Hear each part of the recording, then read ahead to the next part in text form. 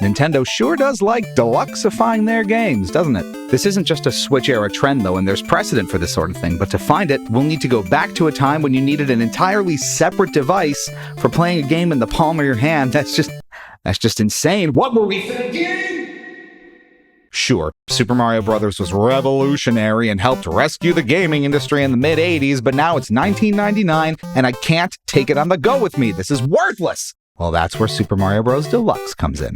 The game is exactly as its name implies, a port of the NES Classic to the Game Boy Color with a surprising amount of extras in tow.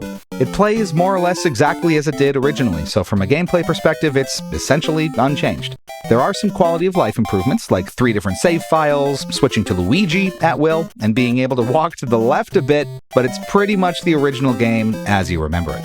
There may be slight differences, but unless you're an incredibly hardcore player, you likely won't notice. What you will notice is the screen crunch. The graphics are 1-to-1 to the original release, but to allow for this, the visible area of the screen has shrunk considerably. As a result, you can only see a much smaller portion of the level than you normally would, and that naturally has consequences. There are many more leaps of faith, for example, and hazards appear on screen with far less room to react to them, which is a problem if you're running at speed.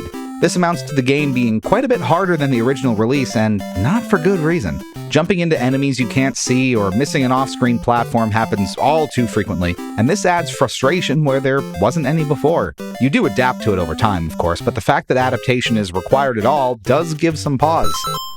Like metaphorical pause, come on! There are accommodations to compensate for this, but they're only partially effective. You can shift the viewpoint farther ahead and essentially glue Mario to the left side of the screen, but that poses even more risk if you need to go backward for any reason. Being able to manually move the camera up and down also helps a bit, but this can slow down gameplay considerably and often isn't enough to fully offset the visibility issues. You'll sometimes need to move a hazard off-screen to bring a platform on-screen, for example. This is a common and sometimes unavoidable problem with handheld versions of console games. You'll find hundreds of examples of this from the 90s and early 2000s, and it was one of those downgrades that was simply the price you paid for taking a beloved game on the road with you. What helps make up for this, then, is the sheer volume of extras that Deluxe crams in. No joke, this might be one of the most feature-complete platformers on the Game Boy, period. A prominently displayed challenge mode features score thresholds to meet, plus 5 red coins and a Yoshi egg to find in each stage. Objectives the Super Mario Advance series would take notes on in the years that followed. There's even a Yoshi Finder feature that would give hints to the locations of these eggs if you were struggling to find them all. A 2-player versus mode is great fun if you have a link cable and a willing participant. Plus, there's a similar single-player option called You vs. Boo, where you race boos of different difficulties and speeds through several custom-designed levels, and it's kind of addictive as hell. It might be the highlight of the whole package, honestly.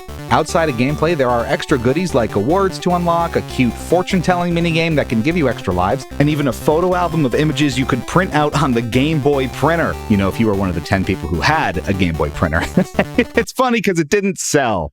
And if that's not enough, there's an entire second game hidden away here. Getting 300,000 points in regular gameplay unlocks the Lost Levels, aka the original Japanese Super Mario Bros. 2, aka the one that was deemed too hard for Western audiences. Here, it's called Super Mario Bros. For super players.